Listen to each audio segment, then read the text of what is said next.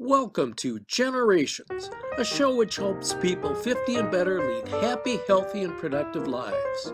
Here's today's moderator, Gloria Van Demeltrot. Hello, and welcome to Generations.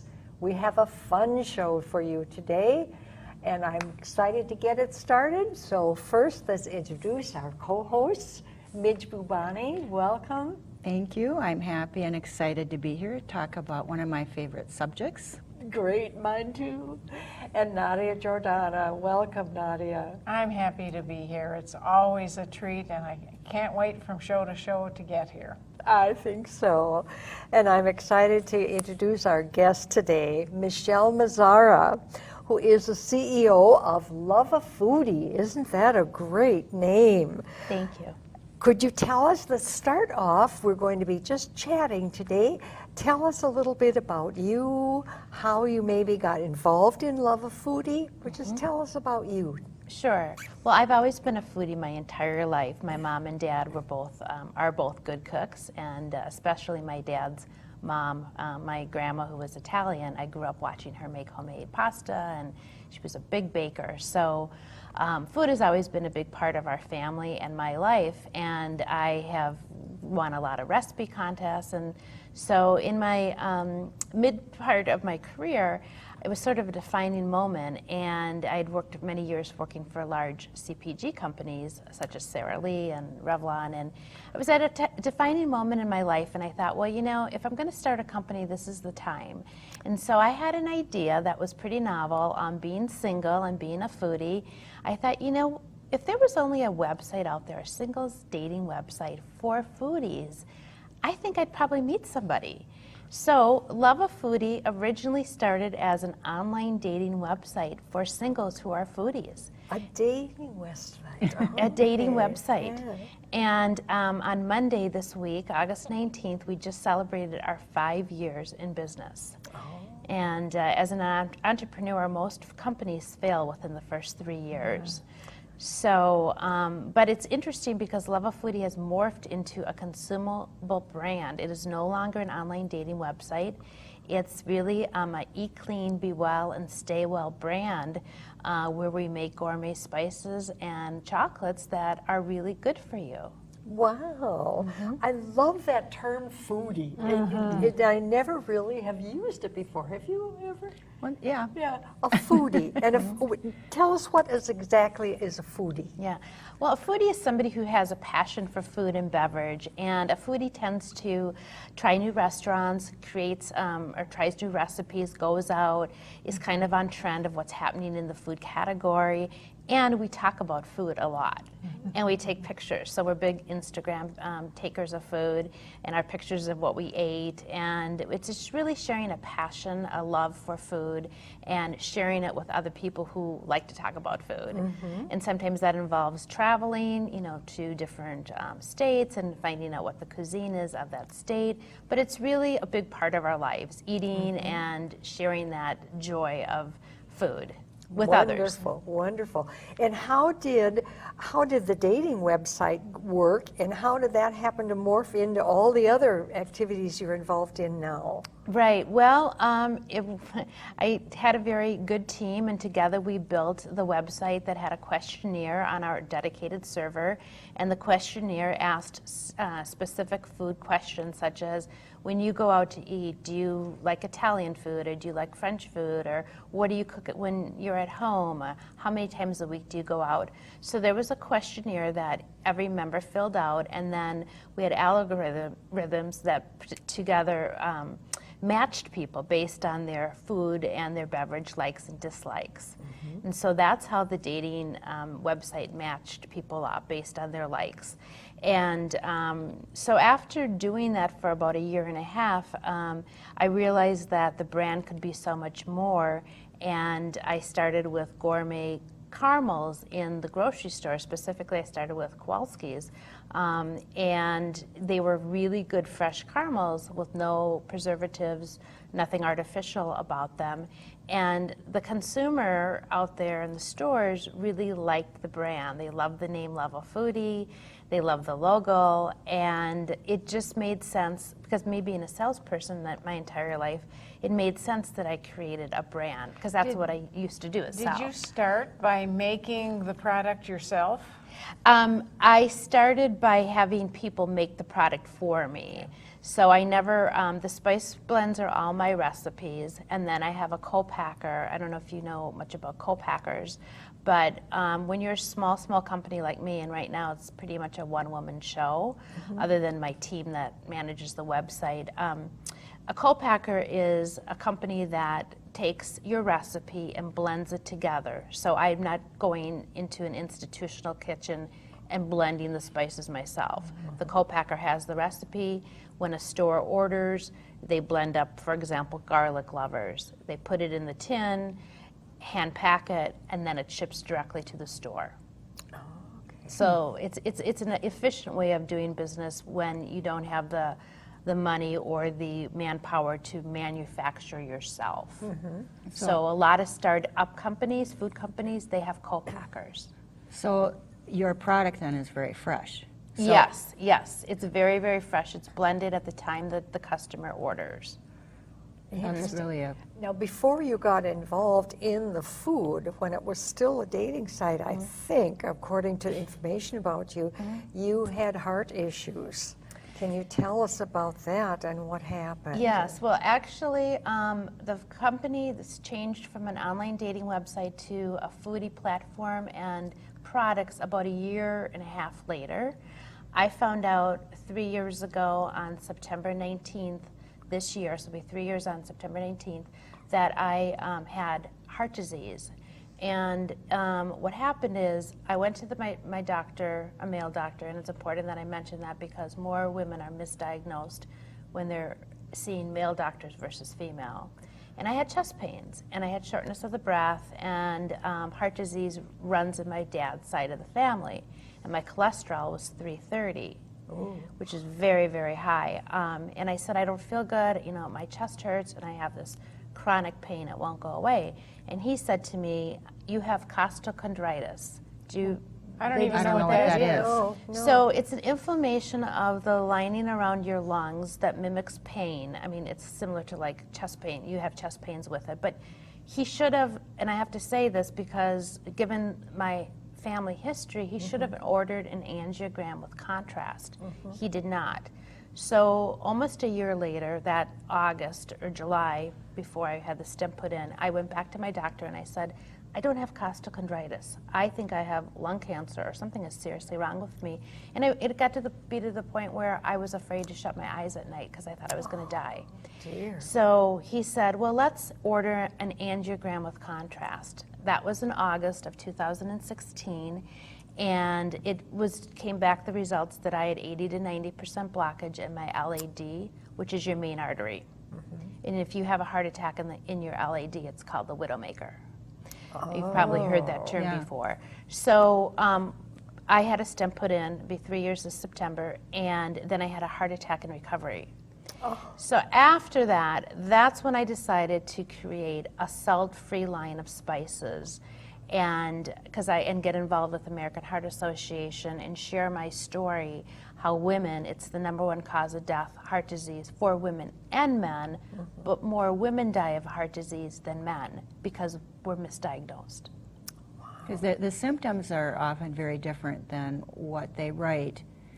They can be very different than the symptoms that men have, yes. So it's sometimes women, we're so busy in our lifestyles, and especially women with families, we ignore how we're feeling. And nobody believed me. In my family, I hate to say this, but my mom said, well, it's not your heart or you'd be dead by now. Wow. Nobody believed me. All they kept saying is, well, it's because you started Luvafoodie and you're working all the time and you're under stress.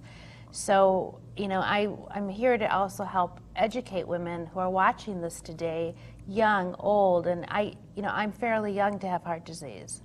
I was 51 when I was diagnosed, but heart disease doesn't have a face. It doesn't have an age. Women in their 30s can have heart disease. That's right. And so I think it's important as women, trust yourself, know yourself. If you have signs of any sort of illness, go see your doctor. And so I created the salt-free line because one of the ways to prevent high blood pressure and live a heart-healthy diet is to have a low-sodium diet with very little salt in your diet. That's recommended by the American Heart Association. So I came out with this salt-free cookbook, Eat Clean, Be Well, and Stay Well. That's really my tagline, and that's the message that I like to create today with Luvafoodie. It's very important to know that our spices are unadulterated. And what I mean by that is the majority of the spices in the marketplace, if you go to the spice aisle or you go to the meat or seafood department and you pick up a spice, you're probably going to see a chemical in there called sodium dioxide, which is a filler. And many spices in the marketplace have that filler, or they have cardboard in them. Cardboard. And so the spice won't cake up, but that's an anti-caking agent. So ours are unadulterated, which means we don't put any fillers in them, so it's clean eating. And that's what Eat Clean and clean eating is. It's really products that have no fillers in them, no chemicals, no dyes, no artificial ingredients. So there's a lot And those are in some of our spices that we're eating now. We never think about that. I never even thought about our spices as having fillers or artificial chemicals in them. Right. Interesting. Well, and that's what's interesting is the largest spice company out there that you probably know of doesn't tell you these things because they don't want you to know, because they own several brands under their parent company, and they want you to, that's why they're number one. They want you to keep buying their stuff. So they're not going to go on TV or on YouTube and advertise that their products have chemicals in them. Yeah. No. I'm the one that's kind of pushing the envelope, and I'm really the first in the marketplace. I mean, I'm not saying I'm the only spice line out there that is unadulterated, but I'm the first to vocally talk about what's out there and educate. And when I do a lot of demos in the grocery stores, and I tell people, and I have a sign that says Eat Clean, and I tell the customers, did you know what's in your spice? Take the spice challenge. Put one of your spices that you have at home in a glass of water, and put, let's say, our number one seller, garlic lovers, in a glass of water. The only thing that should sink to the bottom of the glass is salt and sugar.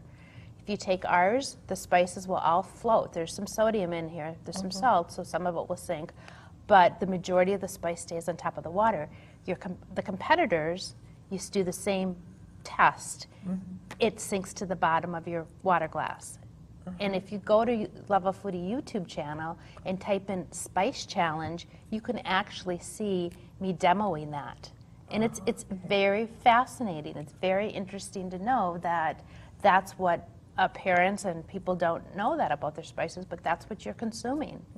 What do those chemicals do to us, do to our bodies? Well, it's just like any processed foods, things that have dye in them, things that have chemicals in them. It's not good for you. It can help, first of all, cause other diseases. It's not good nutrition. It's not good if you have a family and you're starting little ones out. Putting anything chemically induced is not good. That's why eating clean and clean eating is basically non-processed food. So if you buy a lot of canned soup or frozen food that's processed, it's also considered not clean eating. So what I like to do is, and especially now that I know that I have heart disease, is to have a whole clean eating diet in my lifestyle. And that means fruits, vegetables. I don't eat any frozen food. I don't eat processed soups. I don't eat canned soups. Those are all very high. They also have chemicals in them. And it can also attribute to other diseases. I'm thinking that through this process, you just out of necessity needed to do your own research and learn a lot of these things. You're absolutely right. You're absolutely right.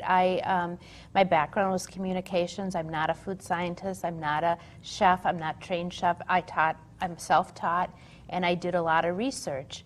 Just like, we're not going to talk about it today, but it's kind of interesting. A lot of my products are because I have a cause or a situation that I'm trying to fix. And I just came out with a dog and cat lover spice a year and a half ago because my little dog of 13 years old was not eating. And I took her, the vet at the time said to put her down. Anyway, to make a long story short, I worked with a new vet. We came out with a new spice called Dog Lovers, and little Lucy is still with me today. It's a natural, all natural spice blend that has herbs in there that you mix in their dog food. Turmeric, cinnamon, ginger, parsley, and basil. And it stimulates their appetite. And we also have one for cats. And so, but that came out of my love for my dog and trying to say, how can I make her eat? How can I extend her life? I know she's an aging dog, but I'm not willing to put her down. And it's one of my biggest success stories. So just like, you know, I wasn't put down because I have a heart disease. I didn't put Lucy down. Yeah. And so I think that's the basis of Luvafoodie. We come up with solutions to problems, and that's kind of my personality. I'm going to fight to the very end, and I'll fight for whatever I love and whoever I love too. Education is so important, and shows like ours helps educate our public about things like this that we just don't know. As we were saying, we don't realize that there are fillers in some of our spices, and you don't think about that. No, and just Normally. like dog food, I mean, if you have pets, you know that a lot of the pet food out there also has chemicals in it, and you know that the 10th or 15th ingredient is something good, and the first 10 are all bad. So, you know, it's important to really educate your viewers today, not only about clean eating spices for humans, but we also have them now for dogs and cats. And you sponsor some pretty exciting events. I do. Through your website and for your organization. Yep. So this actually, I'm doing Bon Appetit, which is a gala on September 5th at the Depot. It's for rescue hounds. A big part of my passion is animals. I love animals, and it's a great cause, and I donated over $500 worth of product for this event, for the swag bags and for their silent donation. I also donate every year to the American Heart Association. They've got an annual gala. Donate my products, donate my time. I'm a brand ambassador for American Heart Association, and I do the walk every year. And it's important that I share, you know, my story to help other women. So, A brand ambassador. Tell us what that involves, please, for the Heart Association. for American Heart Association in Minnesota. So when I first became involved with them, so once you become a brand ambassador, it's ongoing, but the first year they put me on billboards, and it says heart attack is the reason why. Everybody has a different story, and I had a heart attack in recovery. So what happened is they put the stent in my LAD, and I won't say what hospital, but there was a strike going on at the hospital that did my procedure, and some plaque got into a neighboring artery and caused me to have a heart attack. I see. And I knew I was having a heart attack, and I thought I was going to die. And because the pain was excruciating, and it was different than the heart disease pain. So I talk about that. I talk about the symptoms, and being a brand ambassador is really going to speak on to events that they have. I was on TV a lot sharing my story. Now, this is kind of interesting. I don't think you know this, but I'm working on a Luvafoodie VIP cruise in February 2020 with Celebrity Cruise, and we're traveling during American Heart Month, which is February, and we'll be sailing during National Wear Red Day. So everybody traveling with our group will get all the spices, get the cookbook, and we'll wear red on National Wear Red Day. And I'm hoping the cruise ship turns the entire ship red. Oh, how fun. that would be How fun. So, and we'll have a special red meal on February 7th. So, you know, it's things like that that I do for American Heart. Michelle, we've been talking about your health and about the heart attack issue and everything. How has your health changed since you started and have been eating clean? It's eating clean, be well, and stay well. Right. Because you did mention that part of the heart issues were hereditary from your father's side, I think. That's what correct. Can you tell us about that? Yes, so my dad's aunts all died of heart disease. His dad died when he was only 8. Oh. And my dad just had a quadruple bypass surgery in April. Oh. So heart disease is very, very prevalent in my father's side of the family. So when people have heart disease in your family, just like any disease, what you need to do is live the best healthy lifestyle as possible. So prior to knowing that I had heart disease, I probably consumed too much sodium in my diet. And another part of heart disease, a big part of prevention is exercise. So since I've found out that I have heart disease, I try to walk every day at least 2 miles. And, you know, over the course of my life, I've exercised, I don't exercise, but now it's more of a religious thing that I do every day. It's because I have to. I eat very, very little red meat. That's another, there's certain foods you probably shouldn't eat a lot of if you have heart disease. I don't eat fried food. I never really have been a big fried food eater, but now I simply don't. I limit the amount of sugar in my diet. I know I have delicious chocolates, but I do not, you know, consume a lot of them. And so how heart disease has changed my lifestyle is really exercising more, what I eat, and I meditate. I meditate. It's something that I didn't do before, but I find that that's good for me.